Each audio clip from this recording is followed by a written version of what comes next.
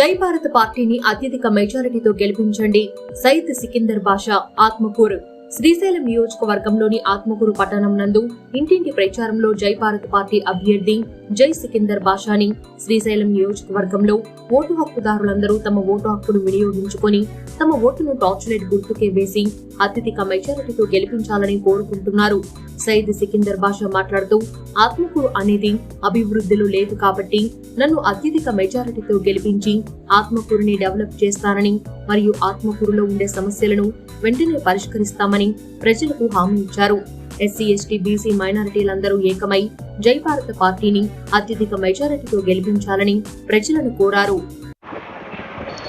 అందరికీ నమస్కారం. జై భారత్ పార్టీ నేషనల్ పార్టీ నుంచి జేడి లక్ష్మీనారాయణ ఆశీస్సులతో నేను శ్రీశైలం నియోజకవర్గ అభ్యర్థిగా నేను సికిందర్ బాషాగా మీ ముందుకు వచ్చాను. అలాగే ఇప్పుడు ఈ రాజకీయ పరిణామాల్లో ప్రచార భాగంగా నేను ఆత్మకూరు పట్టణంలో ప్రతి ఒక్క వార్డుకు నేను వాళ్ళ ఆశీస్సులు తీసుకొని మా పార్టీ ఒక సందేశాన్ని, మా పార్టీ ఒక అంశాలని వారి వద్దకు నేను చర్చించినప్పుడు వారి నుంచి మంచి స్పందన, వారి నుంచి మంచి ఆశీస్సులు నాకు లభిస్తున్నాయి.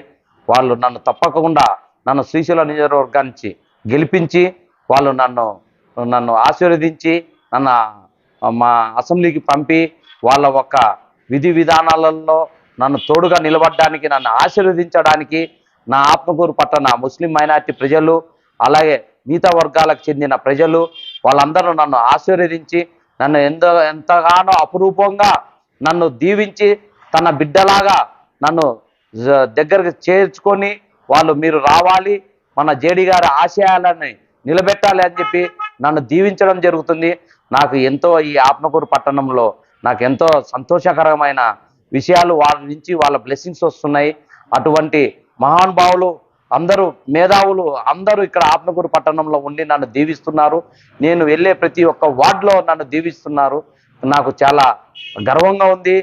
మా సార్ ఒక పార్టీ నుంచి నిలబడినందుకు, అలాగే ఆత్మకూరు ప్రజలు ఎంతో వాళ్ళు మనసుతో మా పార్టీని దీవించి, మా జేడి గారిని దీవించి, నన్ను అసెంబ్లీకి పంపాలని, గెలిపియాలని, ఈ రాజకీయ నాయకులను చూసి విసిగిపోయామని చెప్పి ఒక మైనార్టీ నాయకుడు, యువకుడు మా ముందుకు వచ్చారని చెప్పి వాళ్ళు ఎంతో నన్ను ఆశీర్వదించినారు.